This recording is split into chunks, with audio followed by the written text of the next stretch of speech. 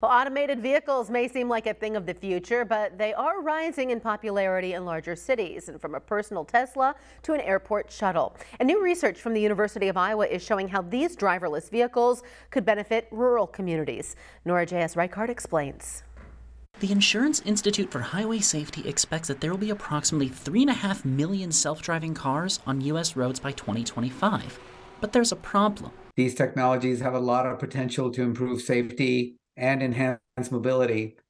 But most of the testing is being taken place in urban areas. And that's a gap that University of Iowa researchers are looking to close. For the last 2 years, the university's Driving Safety Research Institute has been testing an automated shuttle on rural Iowa roads. Those roads often present some unique challenges compared to city streets that make navigating them more difficult for automated vehicles. So you can have a roadway that's paved and has really good lane markings, and then suddenly those lane markings can disappear, and then suddenly there can be no pavement. Researchers said there's at least one group that could be especially benefited by safer AVs: people with mobility issues.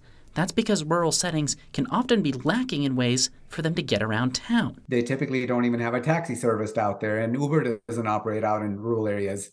So an automated vehicle of the future that works really well can potentially be an amazing resource. The shuttle that researchers have been using the last 2 years is just for the study, so don't be expecting to see it out on the streets anytime soon.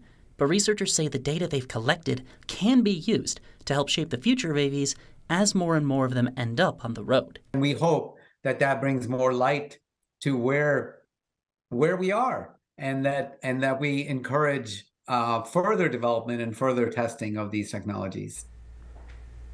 That was Nora J.S. Reichart reporting. According to the Governor's Highway Safety Association, 50% of all traffic fatalities in the United States occur on rural roads, despite only 19% of Americans living in a rural area.